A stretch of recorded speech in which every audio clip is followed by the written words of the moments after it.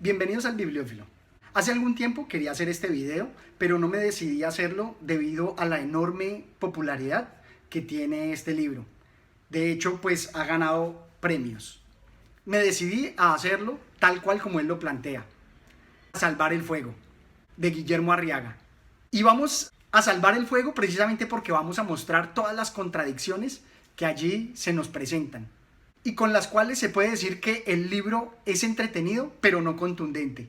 Acompáñenme a ver cada uno de los elementos que voy a plantear y me gustaría que dejen sus comentarios. De hecho, para eso es la literatura, para conversar, para discutir.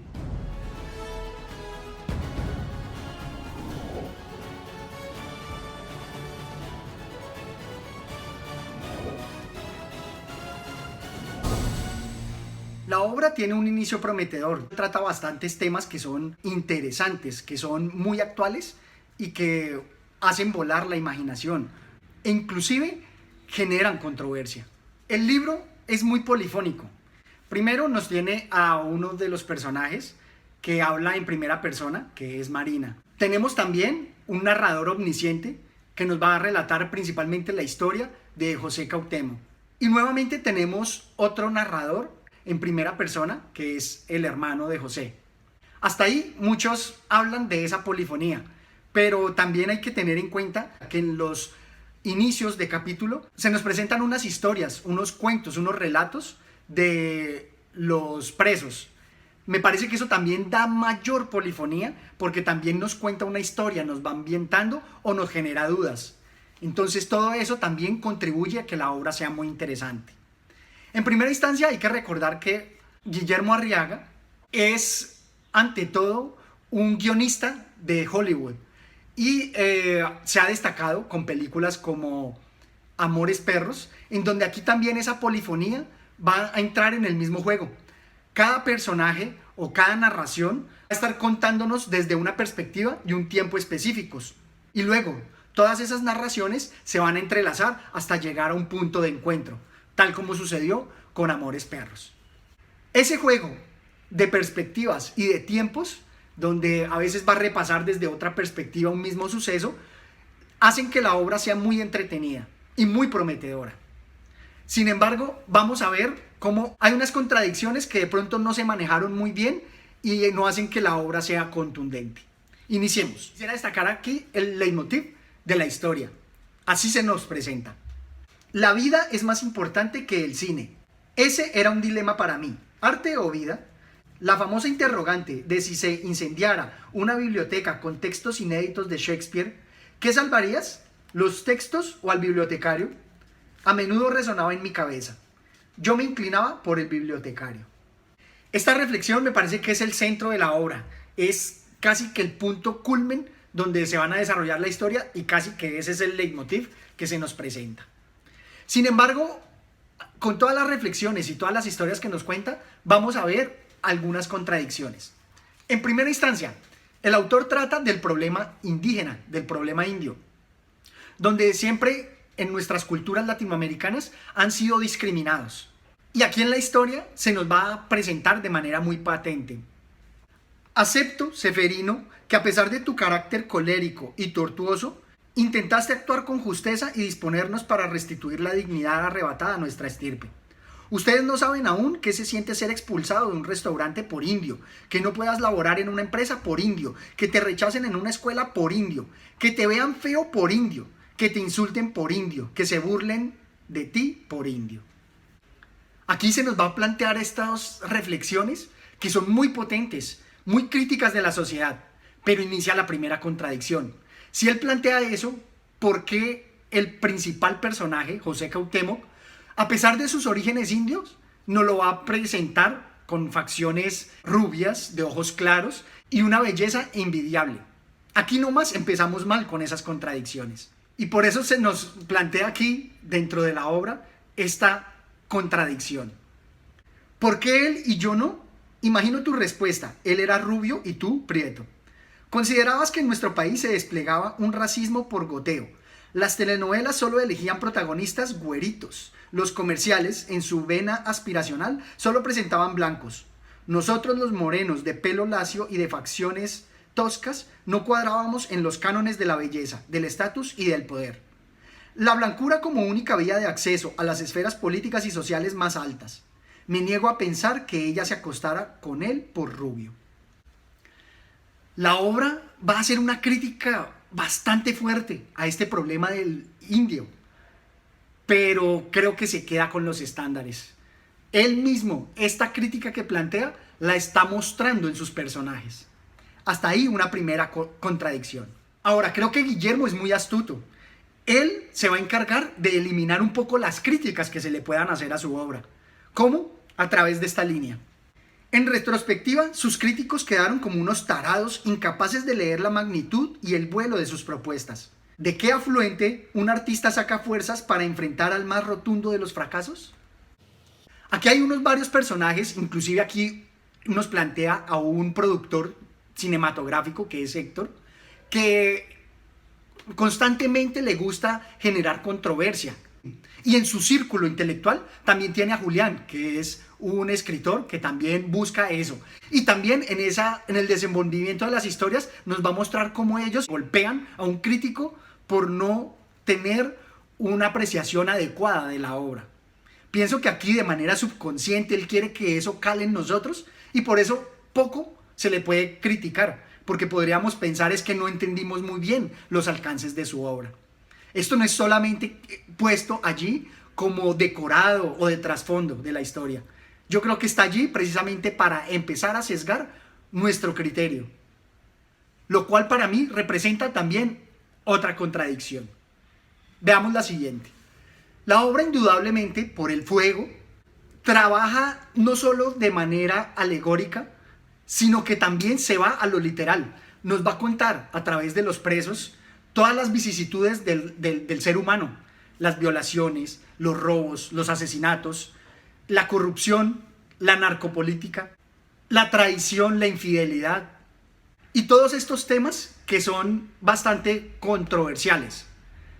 Sin embargo, la contradicción se presenta aquí también con Héctor, porque me parece que así como Héctor, su personaje, Arriaga resulta exactamente igual. Quiere ser transgresor, pero la verdad no lo logra. Su perspectiva está muy imbuida de Hollywood. Todo resulta de la misma manera, únicamente cinematográfico. Por ejemplo, nos plantea aquí una gran crítica y una reflexión, pero que después no sabe qué hacer con ella. No sabe llevar las implicaciones a sus últimas consecuencias. Y se queda únicamente como un pensamiento bastante profundo, agudo, pero que no se enmarca ni se mete en la historia. La democracia real, sostenías, solo podrá obtenerse cuando los pueblos originarios alcancen el poder político. La revolución socialista será ineficaz en los países colonizados por los blancos si no se garantiza el acceso a gobernar a quienes les arrebataron sus tierras. No únicamente te referías a México. Estados Unidos será otro cuando un Sioux o un Apache sea presidente, cuando un Inuit o un Cree sea primer ministro canadiense, cuando un aborigen rija los destinos de Australia. Insisto que si se toma este pensamiento de manera aislada, es muy profundo, pero en la historia se difumina, queda en nada. No tiene ninguna relevancia para la historia. No es relevante para la historia porque solamente influye sobre el padre de José Cuauhtémoc, el Ceferino, que los quiso educar de una manera especial para poder contrarrestar los efectos de discriminación por ser indio. Y aquí nos plantea la siguiente contradicción. ¿Cuánto se perdió en el camino para que esa mujer se haya alienado de su idioma y por tanto de su identidad? Tú la hubieras reprendido. La lengua es el último baluarte de la resistencia. Él nos lo dice aquí, pero en la obra él usa muchísimos anglicismos, hace algunas traducciones e inclusive hace un manejo del lenguaje que si no fuera por esta contradicción sería interesante, donde pues casi que describe y explica el uso en la calle que se hace de algunos vocablos ampliamente usados en México. Sin embargo, dentro de la historia, insisto que esta contradicción se presenta. Él insiste en que los indios deberían rescatar su lenguaje, así nosotros también como hispanos, pero frente al coloso del norte de Estados Unidos, estamos perdiendo nuestra identidad. Y el ejemplo está en la novela. Otro aspecto controversial es cómo él maneja aspectos crudos, como violaciones e inclusive el impacto del sexo. De alguna manera trata de ser como Faulkner en El Santuario, al tratar un tema bastante crudo, bastante cruel. Sin embargo, me parece que se queda corto el autor. Nada más raya en lo grotesco, más no con un sentido mucho más profundo dentro del arte. Inclusive si se compara contra la película Irreversible, se queda corto. Irreversible es mucho más aguda, mucho más cruel si se quiere, pero tiene un impacto mucho más profundo que este. Comparado con Breaking Bad, donde se plantean unos dilemas morales con el estado de salud del criminal y las intenciones que tienen, resulta mucho mejor construido que esta historia, que únicamente pareciera que quisiera hacer contrapeso a las 50 sombras de Grey en plantear escenas de sexo bastante gratuitas, que no son necesarias dentro de la obra. Otro aspecto en el que se queda corto es que tiene a este criminal, José Cuauhtémoc, que también es muy erudito, fue muy bien criado, pero no va a explotar los temas para indagar en las razones para su crimen. Plantea la pregunta, pero queda así, solo la pregunta, y no se desarrolla ningún misterio, ni ninguna investigación o profundidad psicológica que nos permita entender a José. Desaprovechó esa oportunidad. Tampoco trató a este criminal como un Hannibal Lecter, y por tanto también queda pues muy al margen todo lo que sabe y toda su profundidad, únicamente para después volverse alguien importante, para tener algún talento, pero no queda metido dentro de la obra, no queda orgánicamente construido para que ese talento y esa erudición sean el motivo para salir adelante. Sencillamente es como un aspecto curioso que tiene ese personaje, como un talento especial que va a permitir darse a conocer, pero que dentro del desarrollo de la obra, pues fácilmente ese talento podría ser música o cualquier otro. Entonces, insisto que se queda corto en aprovechar esas capacidades que la historia le está otorgando. Este aspecto tan importante de indagar sobre el motivo para matar al padre me parece de una profundidad grande, pero se quedó en la superficie. Inclusive aquí un personaje hablándolo muestra una comprensión, pero que para mí como lector no la comparto. Me quedó muy gratuita esa comprensión. Comprendía las razones por las cuales José Cuauhtémoc lo había odiado, aunque algo debió hacer Severino Weasley para que su hijo poseyera ese caudal de conocimientos, esa habilidad para desmenuzar la realidad. El personaje lo comprende, pero la verdad no, queda, como les digo, muy gratuito. No se indaga por qué. En nuestra realidad hay muchos padres maltratadores, pero no por eso son asesinados por sus padres. El amor de hijo nos lleva inclusive a justificarlo o a entenderlo posteriormente por qué este padre fue tan cruel. Pero aquí no, él lo asesina, pero no se saben sus reales motivos. Puede tener los motivos más justificados y a lo largo de la obra se justifica con varios excesos que él comete, pero esos excesos tampoco justifican ni dicen cómo de manera natural eso se va a desembocar en un asesinato. La complejidad del ser humano es tan grande que no necesariamente esos abusos deberían desembocar en un asesinato. Tenemos otro aspecto que no se manejó adecuadamente. La obra es muy entretenida, nos trata de temas políticos, de narcopolítica e inclusive de corrupción, pero en el desarrollo de la obra hay unos complots que quedan difíciles de digerir.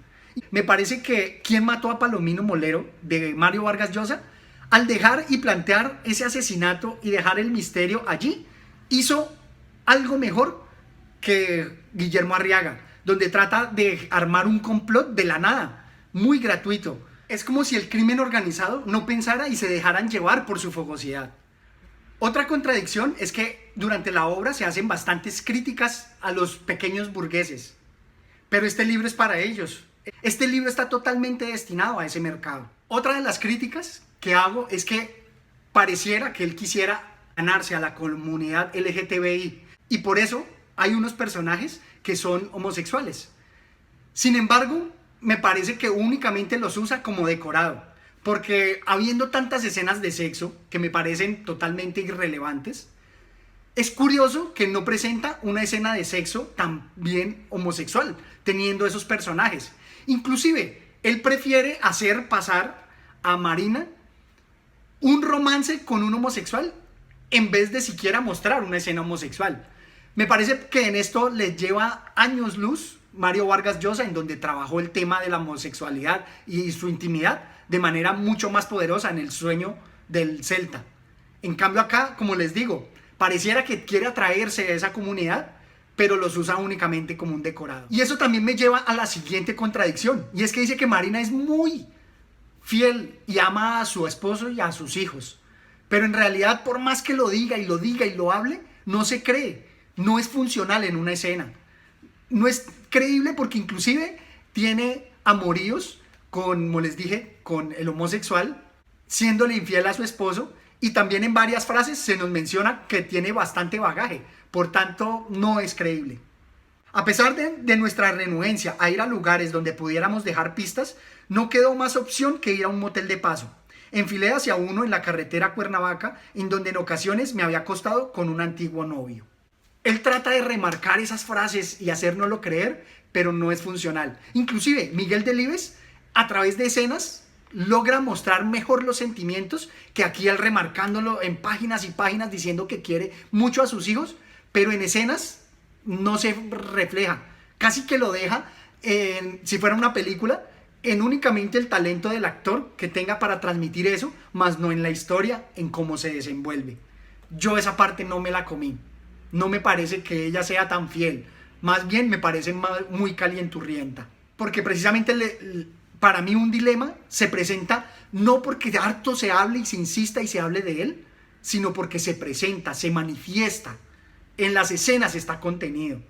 Para mí, este grito que él quiere hacer de ser controversial queda en pura bulla y pura faramalla. Y lo cual lleva a la siguiente contradicción. Y es que él quiere tratar al arte como algo digno de salvar el fuego, pero queda en solo lo comercial. Tiene personajes como Bijou y al mismo José y a la misma Marina, que son artistas, pero quedan únicamente como historias de superación, como algo curioso, pero no se ahonda en los motivos, no se ahonda, no se pela, como él dice, en todas las capas de la cebolla que puede ser los motivos humanos y la naturaleza humana. Insisto que se quedó corto. Esta última contradicción me parece que lo enmarca todo. Él quiso presentarnos una historia de amor, pero más que una historia de amor, me parece una dependencia enfermiza. Algo más que de loar, algo para buscar ayuda profesional. Miren esta parte. A solas mis ataques de pánico se agudizarían. No contemplaba estar sin José Cuauhtémoc un solo segundo. Ni siquiera para ir al baño nos separábamos. Antes me era inconcebible cagar frente a otra persona, menos aún un hombre. No me importaba con él. Él quiere remarcar con frases grandilocuentes todo ese aspecto amoroso, pero no lo logra. Queda más bien algo como enfermizo. Finalmente quiero destacar es el cierre que él hace. Es muy sorprendente que en las narraciones pareciera una carta o epistolar y resulta ser algo totalmente diferente. Eso me gustó. Y como en las películas de Amores Perros, pues el entrelace de historias. Eso hace que crezca la tensión y el lector esté muy conectado. Sin embargo, la conclusión es que debido a las enormes contradicciones, la obra no resulta contundente, sino más bien como un ejercicio muy bueno de una obra que se puede llevar al cine y que en el cine sí podría ser mucho más exitosa, como Amores Perros. Pero como obra literaria, a mí me parece que se quedó muy corta. Me gustaría conocer todas sus impresiones y, ¿por qué no?, que controviertan cada uno de los puntos que mencioné. Sería muy interesante generar ese diálogo. Hasta una próxima oportunidad. Gracias.